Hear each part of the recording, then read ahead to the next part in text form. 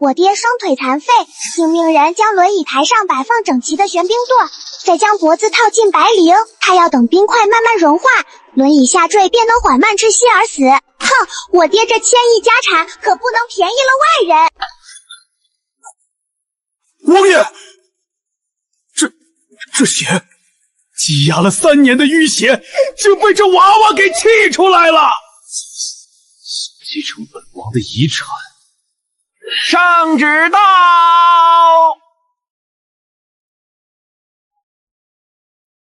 陛下急召安王进宫。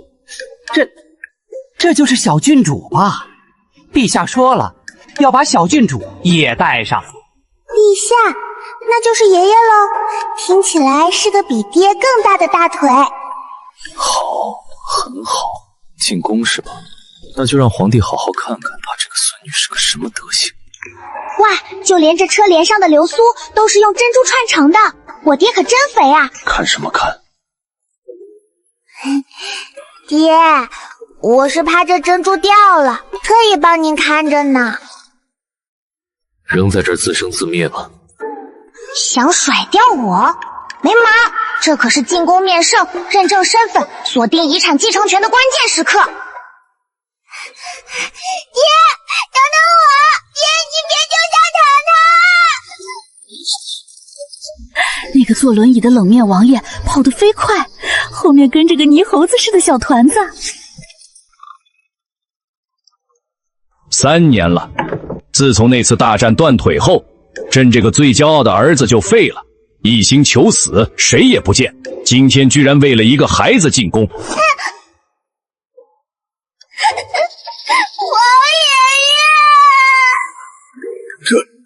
这就是朕的孙女。地板都是纯金的，皇宫果然更富。皇爷爷，您快救救爹爹吧！爹爹他太苦了，爹爹穷啊，府里都没米下锅了。什么？胡说八道！本王何时？爹，你别瞒着了。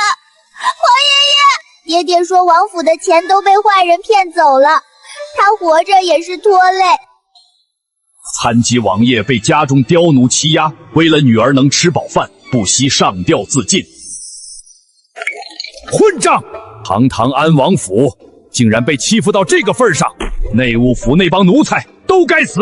父皇，儿臣没……你闭嘴！朕知道你傲气，不肯说。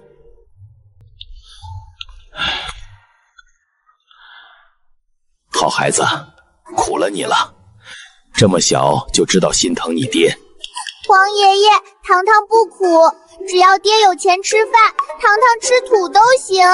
来人，赏安王府黄金1万两，赐御膳100道，把那些克扣安王府用度的奴才全都给朕杖毙。黄金1万两，发财了！这波卖惨简直血赚！谢谢皇爷爷，皇爷爷万岁万岁万万岁！好一个大孝女，这哪里是来认亲的？这分明是想来气死我，好直接继承遗产的。好啊。皇上，永王求见，说是安王府流落在外的小郡主找到了，正带在身边呢。哦吼，那个假千金，我的好姨母苏婉柔带着那个冒牌货来了。安王府的小郡主找到了。皇爷爷，是有人来找糖糖吗？参见父皇。灵儿，快叫皇爷爷。皇爷爷，灵儿好想你呀。这怎么又来一个？哎呀，这哪里来的小乞丐？怎么能在御书房这种地方？好臭啊！陛下，这脏东西别冲撞了龙体。三弟，你这是从哪儿捡来的野丫头？居然带到父皇面前，也不怕丢人现眼？姨母，你这记性不行啊！我是顾唐，我娘是你亲姐姐苏映雪。当初不是你把我扔到乱葬岗的吗？陛下明察，这黄毛丫头信口雌话，灵儿才是安王的亲生骨肉。我有姐姐留下的信物为证。那是我当年给映雪的定情信物。我娘的东西，那就是我的。放肆！哪里来的野丫头，敢打本王的侄女？来人，拉下去打死！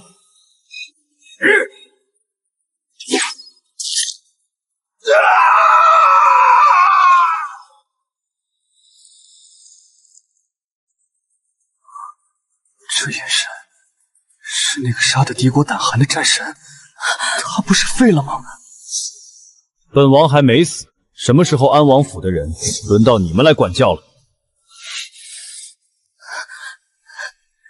虽然他是个残废，虽然他脾气又臭又硬，但这会儿好像还挺帅的。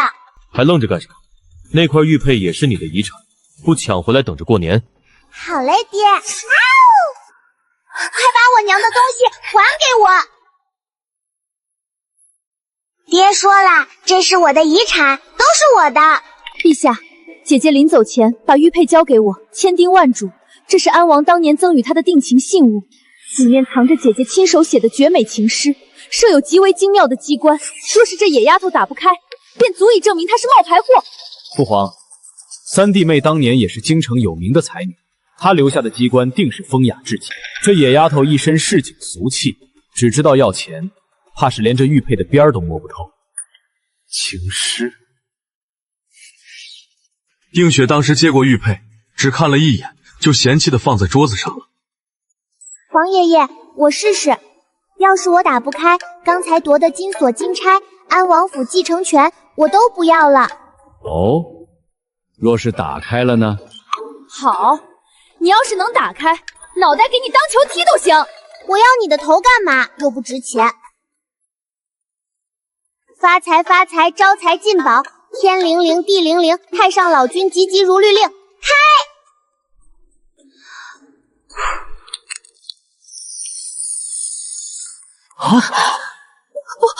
不可能，怎么是这种开法？怎么不可能？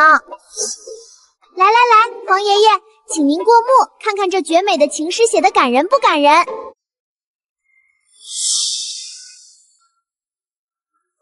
哈哈哈哈哈哈！墨渊啊，这确实是你的笔记吧？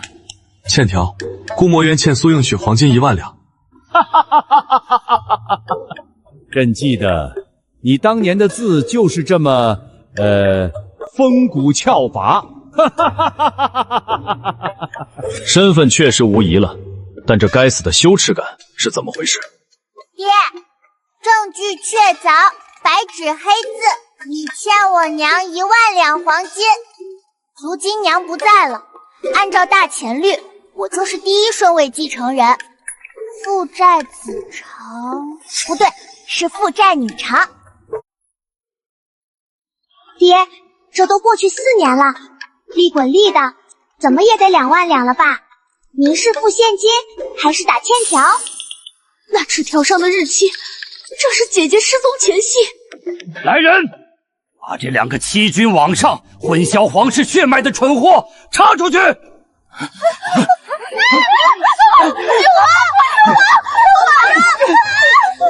行了，既然误会解开，墨渊，你就带着你的债主回府吧。至于那2万两黄金，你自己想办法。朕虽然有钱，但这毕竟是你的青春损失费嘛。爹，是要现在还钱吗？其实我不挑的，银片也行。想继承遗产？想。想要那1万两黄金？想，那可是我的血汗钱。好，安王府不养闲人，更不养文盲。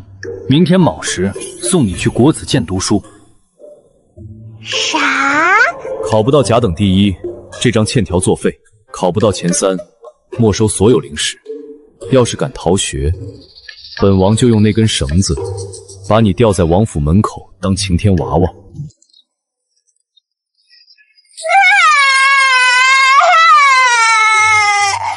爹，我觉得还可以再商量一下，爹。虽然没死成，但这日子似乎也没那么难熬了。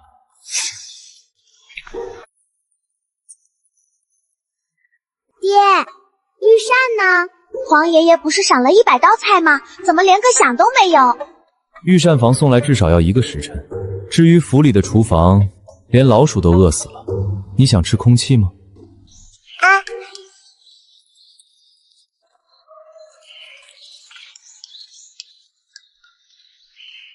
老奴见过王爷。哟，这就是小郡主吧？刚才听门房说了，小郡主想用膳，王爷明鉴啊，非是老奴不尽力。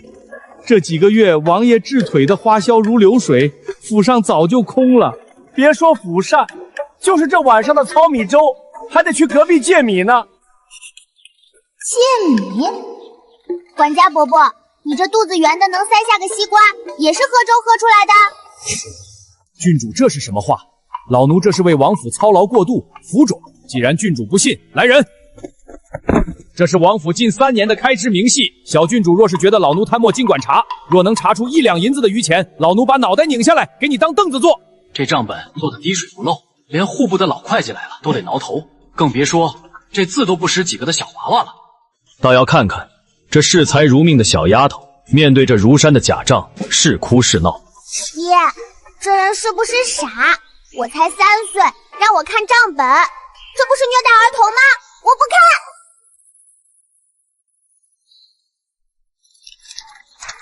小郡主既然看不懂，那就别怪老奴无能为力了。今晚只有冷水馒头，爱吃不吃。慢着，我是看不懂账本，但我鼻子灵啊。你身上有巨福楼脆皮烧鹅的味道，还是刚出炉不到半个时辰的，还有这酒味。10年陈的女儿红掺了点桂花蜜，只有城南醉仙阁才这么卖，5两银子一壶呢。这野丫头属狗的吗？你说王府没钱买米，你自己却吃香喝辣，这说明什么？几位叔叔，皇爷爷说了，这王府是我的遗产，现在有人偷我的钱，那是欺君之罪吧？郡主此言当真？当真，简直比真金还真。那个屋里查账怎么说来着？对，抄家，给我搜他的身，搜他的房。你敢！我是王府的大管家，是王爷的乳母举荐的人，没有王爷的命令，谁敢动我？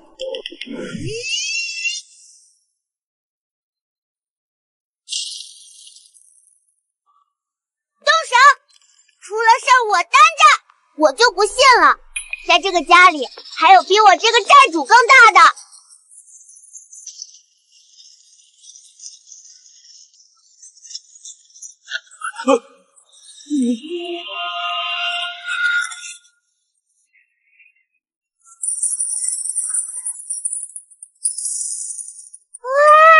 好多宝贝呀！哇，这玉佩比我爹那块还好。冤枉啊！那是老奴的提己钱。王爷救命啊！大钱户部1000两的银票竟然有2张，这老管家的房间里肯定有更多宝贝。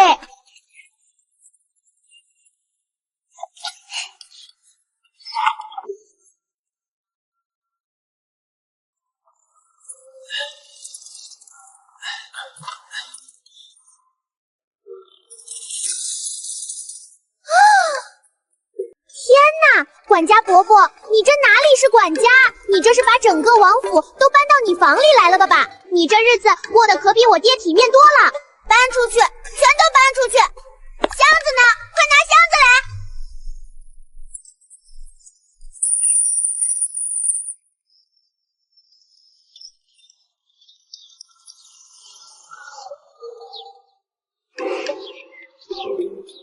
来！怎么，这就是你要继承的遗产？见者有份嘛。爹，拿着，这是赃款。这小娃娃还挺能干。不对，这是精神损失费。第一次有人给我钱，以往那些人要么想骗权，要么想夺命，只有这个女儿，虽然满口遗产，却在夺钱的第一时间分了我一半。本王连药都喝不起的时候，你在吃烧鹅？王爷饶命，老奴只是一时糊涂。多亏姨娘提点，已将安王府库房搬空，只待王爷归西便可。咦，爹，这姨娘是谁啊？是不是那个坏女人苏婉柔？通敌卖主，这是死罪。这不仅是贪财，这是把我当傻子耍，当猪宰。拖下去，杖毙，把他的家产全部充入库房。爹，是入我的库房，你那份刚才已经给你了，不能反悔。随你。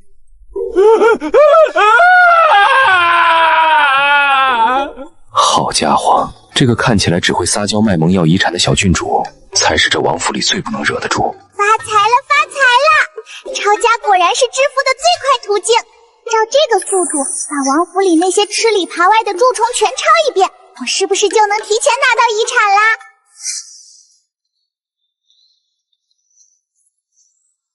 这里就是安王府，如此乌烟瘴气，成何体统？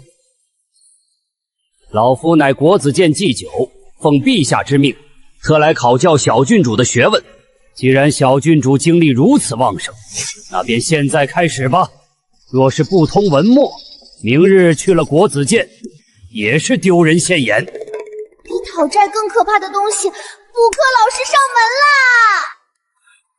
有辱斯文，简直有辱斯文！王爷，此女满身铜臭，目无尊长，若是入了国子监，岂不是要坏了那池圣贤水的清气？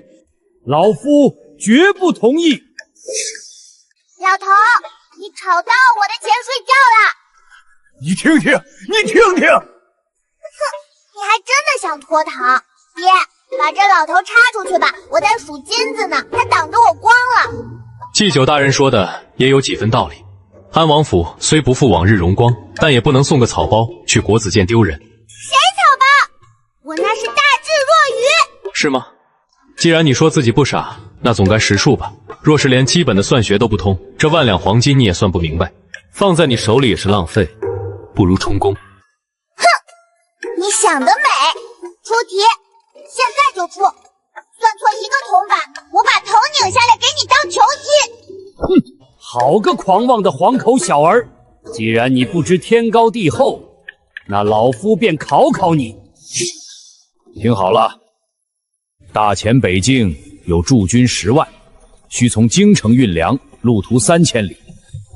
征伐民夫5万，每名民夫负重6斗，每日耗粮2升，大军每日耗粮2000担。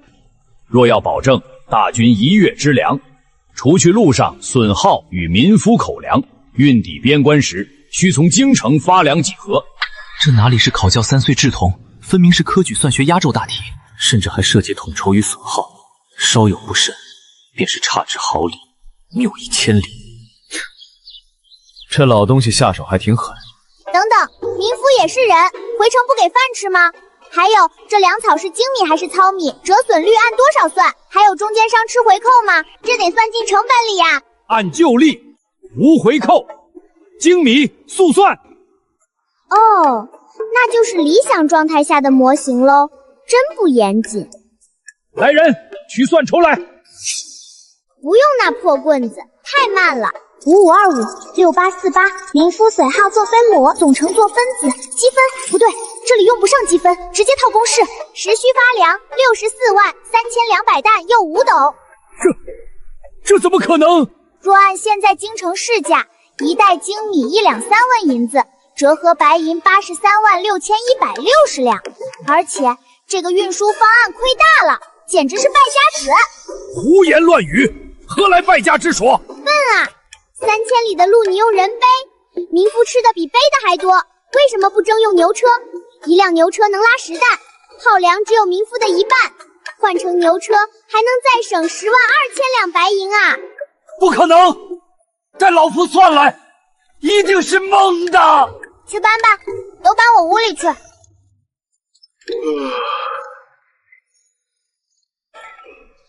643200担又5斗，丝毫不差，连那个零头都对上了。怎么可能？心算时息，这简直是妖孽！老头，你这也太慢了吧！要是等你算出来，前线的战士早就饿成肉干了。就你这业务能力，怎么帮我皇爷爷管国子监？要是国库让你管，岂不是年年亏空？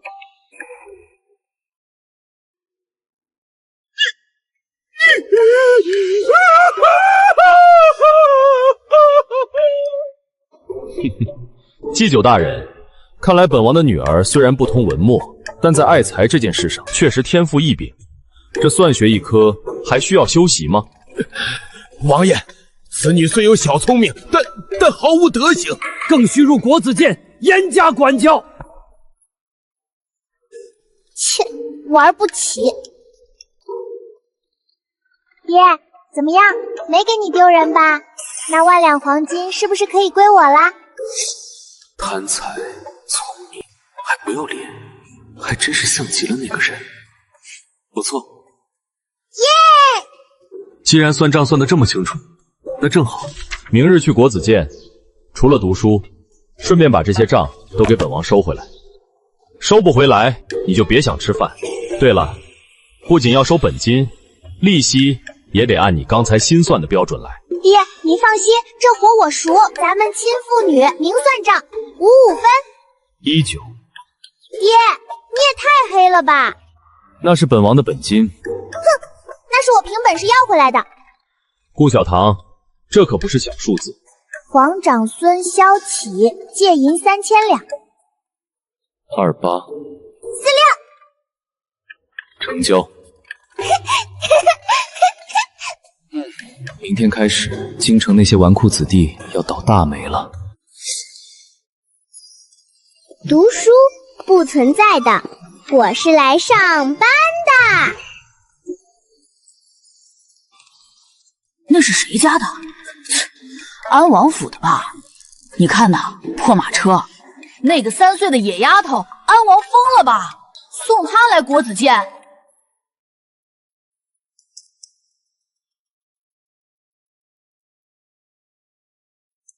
站住！安王废了3年，安王府早就是京城的笑话。欺负一个没娘疼、爹又不靠谱的野丫头，谁会有心理负担？这鸡真肥，这腿真壮，红烧一定很香，炖汤更是大补。你看什么看？我在看钱。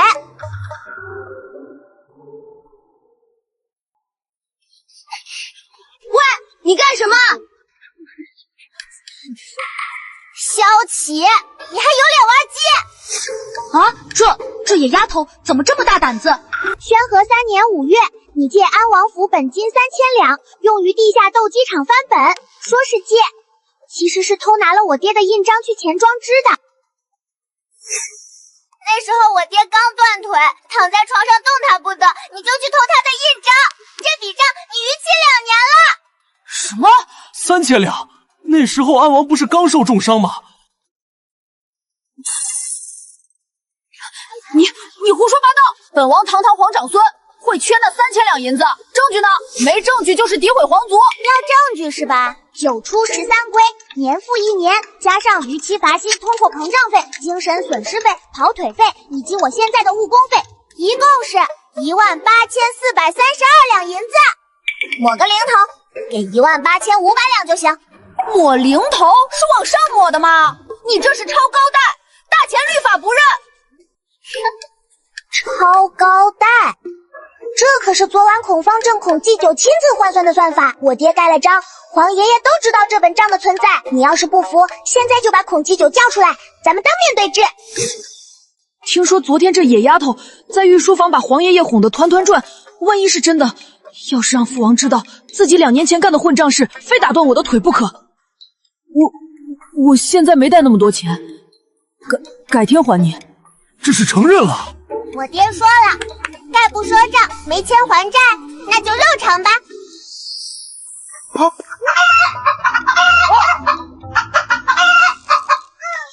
我的大将军，我的大将军，这可是本王花了1200买的西域神鸡，也就4斤重，肉质有点老。算了，抵你100两利息，剩下的咱们慢慢算。礼部尚书家的李公子，听说你拿我爹的《寒江独钓图》去抵了赌债。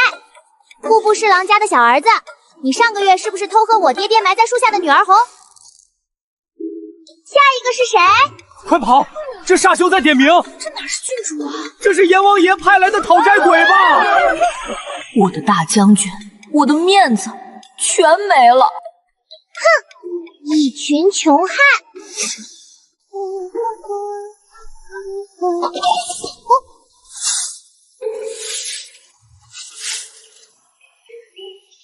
让开！又来一个找茬的权贵。这长相，这气质，还有这标志性的落魄，居然能混得这么惨。好狗不挡道。我看到的不是一个落魄少年，而是一个拥有无限增值潜力的超级绩优股，还是免费的。哥哥，你长得好像那个帮我数钱的账房师傅呀，跟我混吧，包吃包住。这只公鸡给你补身子。这安王府的人都是疯子吗？拿着，这叫安家费。这只鸡的价钱够买我这条贱命100次了。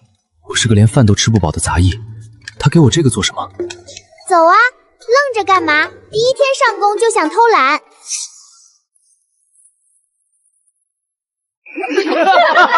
安王府连个像样的书童都顾不起了。这种眼神太熟悉了。躲什么？账房要有账房的底气，给我挺直腰板。安静！孔祭酒特意交代过，绝不能让这满身铜臭的野丫头在国子监好过。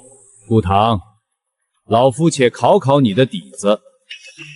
盐铁论开篇，即言国之重利，你将论却言之法这一段背诵一遍，若错一字，戒尺10下；背不出，便滚去院中罚站1整日。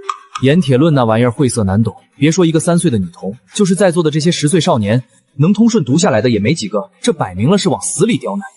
夫子，这杂役手脚不干净。皇长孙殿下清早刚丢了价值1000金的金甲大将军，转眼就落到了他手里。国子监岂能容忍盗贼？知道斗鸡是怎么来的，这是那丫头讲的。但此刻所有的脏水和杀意都泼向了我。我这种身如草芥的杂役，权贵们想碾死，连个理由都不需要。更何况现在人赃俱获，只要打不死，就还能……盐铁论是吧？不就是算国库的进项吗？背多没意思，我给你算算账。荒谬！经典岂是算？大钱盐铁官营，沿海主盐1斤盐的本陈是3文，卖给百姓1斤20文，利润6倍。但这叫赚吗？不，沿途州县设卡36处，层层盘剥，过路费抽走3成，运抵京城，仓储漂没又报损2成，20文的盐，国库只能收进4文。这盐铁论写的不是治国，写的是大钱这帮蛀虫的贪墨明序表。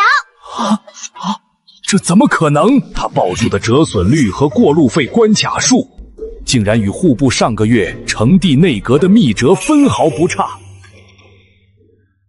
这真的是3岁能懂的东西。背完了，接下来咱们算算另一笔账。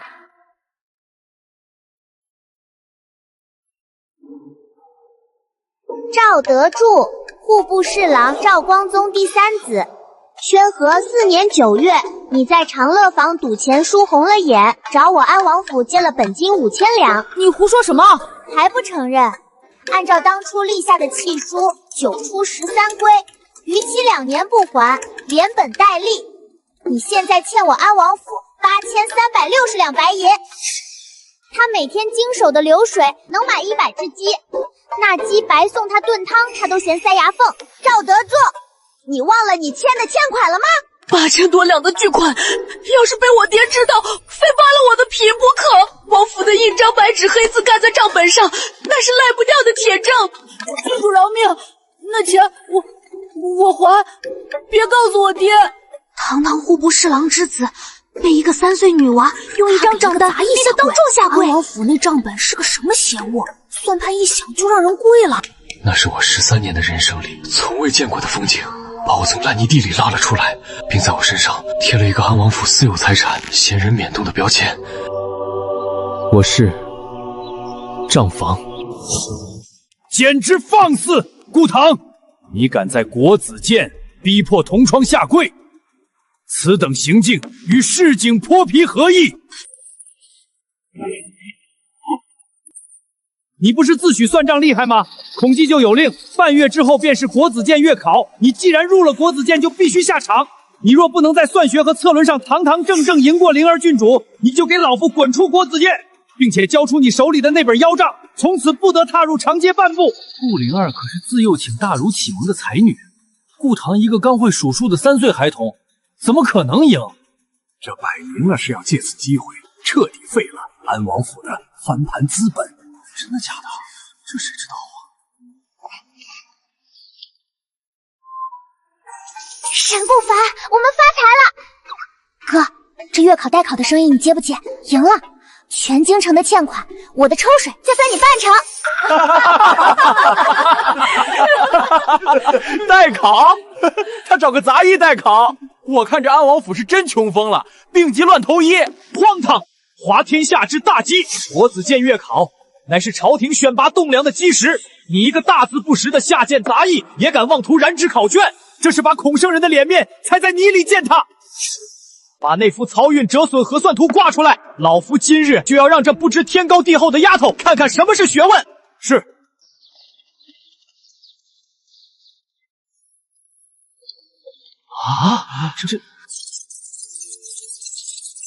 顾堂，这可是户部尚书去年亲自出的考题，别说他一个扫地的，就算是户部那些拨了半辈子算盘的老吏，看着这图也得算上整整3天。他要是能看懂这上面的一行字，本王今天就当着全堂的面，倒立把这方砚台生吞下去。这可是你说的，少废话，开盘口，我坐庄，压我哥解不出这破图的1赔1，压我哥能解出的1赔10，买定离手。有种的就拿钱砸我，别光动嘴皮子。白捡的钱不要白不要，这野丫头是来散财的吧？本王压她是个废物，解不出。我押500两，解不出，我押1000两银票，我把这块玉扳指押上。发财了，发财了！他甚至都没有问过我一句，到底会不会算，就把后背交给了我。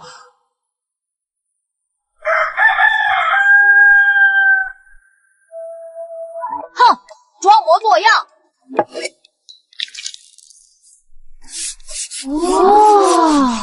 哇，他连算筹都不用。他写的这是什么算法？没有天干地支，直接列阵。哇！解好了。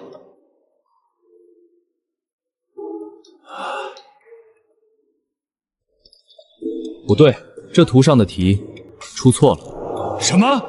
图卷第3行引用9章算术商工篇推算粮仓体积，但出题人显然连最基础的方窖与圆臀的容量公式都弄混了，将方窖公式套用在圆底粮仓上，导致漕运折损的基数硬生生少算了整整2成。连题目都错漏百出，也配拿出来考教学问？这就是你们所谓的脸面？真的写错了！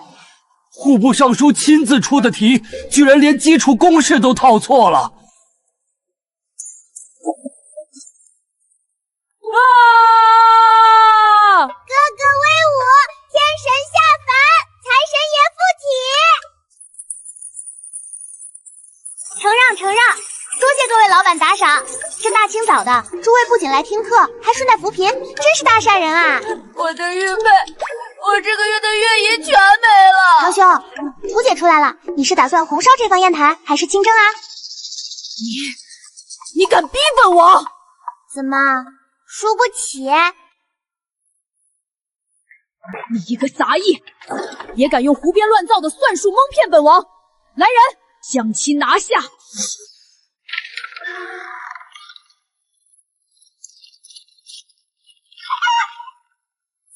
在国子监，这群权贵解决我，比踩扁一只蚂蚁还容易，但我不能退。哥，不要怕！住手！狂妄小儿，胡乱涂鸦，竟敢妄言户部尚书的题卷有错！国子监乃圣贤之地，容不下这等狂悖之徒，打折手脚，扔进诏狱。就是一个扫地的，懂什么9章算术？哈哈哈哈，肯定是瞎猫碰死耗子蒙的。打折他！这等杂役活着也是浪费米粮。王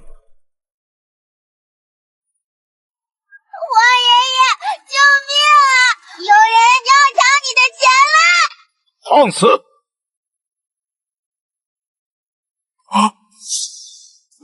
拜见吾皇万岁！陛下怎么会微服出巡？怎么偏偏在这个时候？皇爷爷，他们赖账不还钱，还骂我是要饭的。不仅说我姓沈的账房先生是贼，还要把他打死。您的孙子说好了要生吞砚台，现在也不吞了，他欺君啊！袁启，你要打死谁？皇爷爷明鉴，是这，不是小君主，是他伙同一个杂役作弊，辱骂夫子，污蔑朝廷命官出的考卷。孙儿只是维护国子监清誉。精妙绝伦，旷世奇才，孔祭酒，你好大的胆子！如此浅显的算法谬误，旁人一眼便能识破，你却浑然不觉。户部重臣耗时整日，竟不如一位布衣用心，尔等实在失职。愿赌服输，既然输了，那方砚台你便亲自舔舐干净。舔！啊！你们竟敢！拿着，刚才说好的，分你半成。从今往后，我的命便是他的。不对，这等常用的仓储折损公式，就算是户部刚入职的书吏也不会弄错。臣不知，30个老吏齐算，不可能看不出这个错漏。这绝非算错，将原屯按方教计算基数，便凭空多出2成，这是借损耗之名私吞北境大军的军饷粮草。皇爷爷，那个，既然我哥帮您查出了这么大的贪腐案，挽回了上百万两的损失，这追回的赃款，您看能不能按10%给我结一下反贪奖金？哈哈哈哈！反贪奖金，朕的国库都被这群蛀虫搬空了，你还敢来薅朕的羊毛？想要钱，自己去抄，持朕金牌令箭，龙骧卫任你调遣，给朕把户部查个底朝天，查出来的赃款，朕分你1成。诸位，新鲜出炉的免死金牌，开过光的摸一下10两银子，包年98折。要不要沾沾喜气，保佑你们老爹不被抄家？陆叔叔，搞快点，去晚了赵老头该把金子融成尿壶了。小郡主，他在销毁账册，这气味是宣纸与墨燃烧的味道。哼，此地无银300两。陆叔叔，开门！文明点，别把门板踹裂了，那可都是我的遗产，不对，是我的奖金。撞！圣上误我，圣上误我呀！老夫呕心沥血整理户部历年弊端，正欲上奏，不料老奴昏聩，竟走水烧了书房。老夫正痛心疾首，尔等竟持兵戈入室，是要羞辱我这一门清廉吗？这老头演技可以啊！小郡主，库房里除了几袋糙米和2捆柴火，1两银子都没搜出来，地窖也空了。这老狐狸早有防备，若是搜不到实证，明早文官的唾沫星子能把安王府淹了。一群毛头小子也想跟老夫斗，我早就把家产转移干净了。好个黄毛丫头，拿着鸡毛当令箭，你要抄家？好啊，老夫今日便撞死在这石柱上，看天下读书人如何口诛北伐你那个残废爹！老头演过头了，哥，别管那些了，请你帮这位大人好好算一算，这尚书府的耗费明细。大前正一品官员岁俸10080两，赵大人入朝30载，不吃不喝合计30万2千两银子。正堂立柱案是普通漆料，内里实为珍稀金丝楠木，一根市价2万5千两。此处共有12根，共计30万两。这院里的假山石看似寻常，实则是江南特供的太湖奇石，一石运费1两银。这片石阵光运费便要6万两。天啊，这赵府用金丝楠木做柱子，还说没钱！天哪，这一根柱子够咱们全城百姓吃1年肉了！乖乖，那是祖上余荫。先祖随先帝征战，这乃是朝廷赏赐。你们无凭无据，怎能私闯民宅？要证据是吧？陆叔叔，这种空心墙一般怎么开？空心墙？你想干什么？这是老夫的祖宅，你敢动我一砖一瓦，老夫就……我就拆！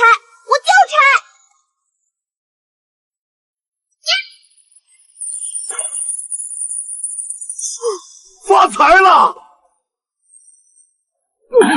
心理素质真差。陆叔叔还愣着干嘛？拿秤，拿箱子！哼，快去！快把我的奖金装起来！贪官死有余辜，抄得好！安王府小郡主是活阎王！哇，这么沉，一定是压箱底的大宝石。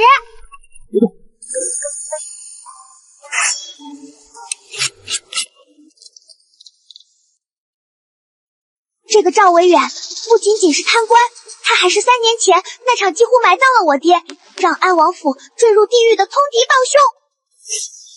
启禀王爷，据探子来报，小郡主砸了户部尚书府的正堂，砸出了5万两金砖，赵维远吐血昏迷了。好得很，本王还没死，他就急着去国子监开盘口，抄朝廷正一品大员的家。这大孝女真当满朝文武是纸糊的，备好家法，等他滚回来，本王今日非打折他的腿不可。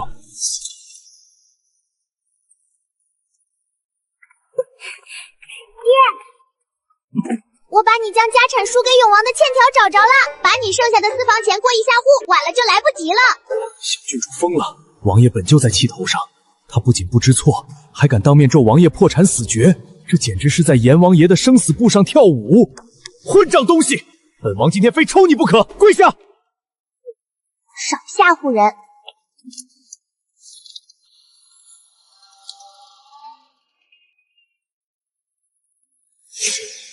3年前，10万北境铁骑全军覆没，我的双腿也被敌军的马蹄应声踩断。我找了3年的真相，此刻就在这张羊皮纸上。原来不是敌军狡诈，而是我的好兄弟永王萧玄联手户部尚书，将我军的粮草和伏击点尽数卖给了外敌。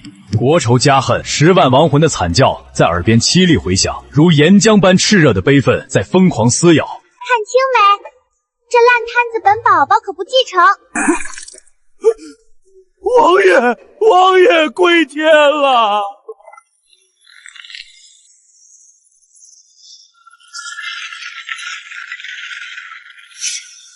困扰王爷整整3年，连太医院院主都束手无策的经脉死结，竟被小郡主气出的这口郁结毒血，连带着破防的绝顶怒气，硬生生冲开了。哇哦，爹，你诈尸了！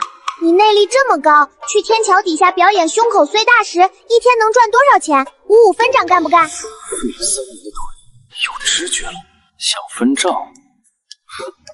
好，本王就先用仇人的血给你筑一座金山。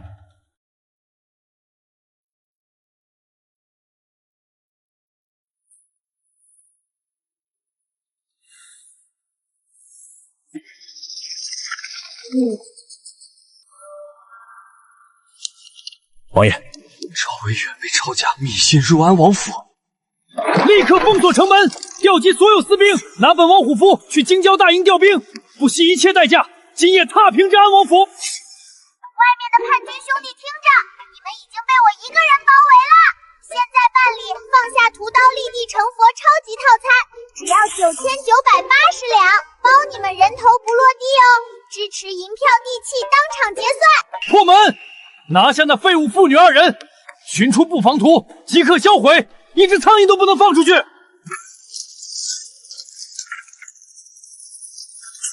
兵部虎符。顾墨渊，你个缩头乌龟，死到临头居然只敢让这3岁的野丫头出来挡箭，本王今日就让你的遗产没人继承。爹，永王说你的棺材本只配给他当擦脚布，他还要抢我刚赚回来的金装，你管不管啦？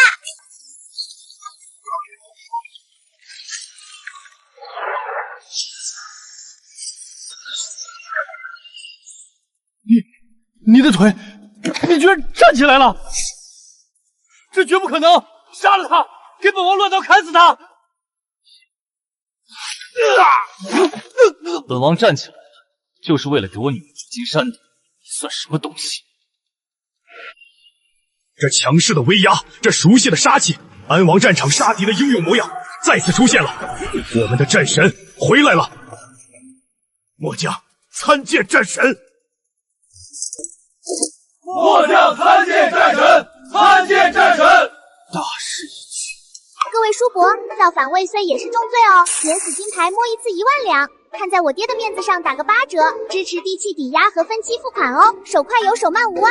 前面那位小胡子叔叔，我看你印堂发黑，必须摸2下转运。这是刚才那个差点被射成筛子的小郡主，她怎么在卖免死金牌？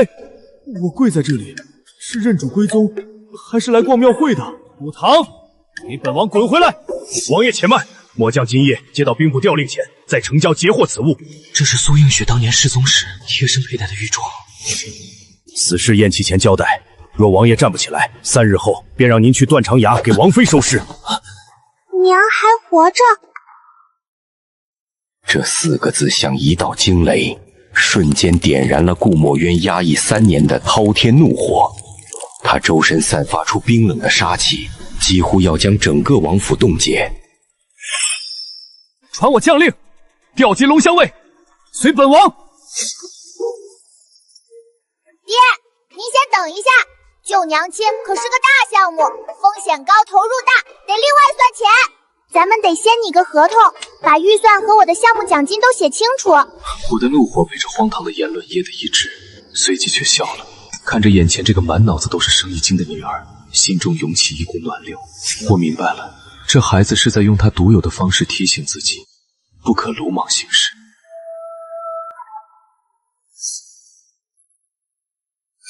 黑衣人挟持的女子，难道是苏映雪？本以为顾墨渊会带兵强攻，没想到来的竟是这个视财如命的黄毛丫头。钱都在这儿了，放开我娘！别急呀，我得先验验货。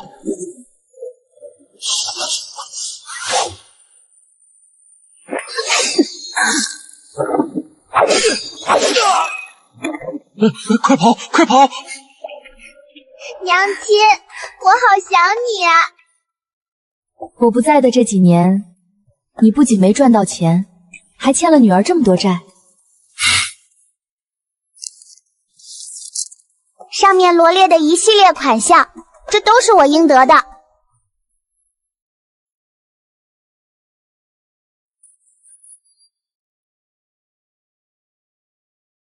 从此，安王府的库房钥匙交到了我的手中，而对我来说，安王府真正的遗产，此时才算真正到手。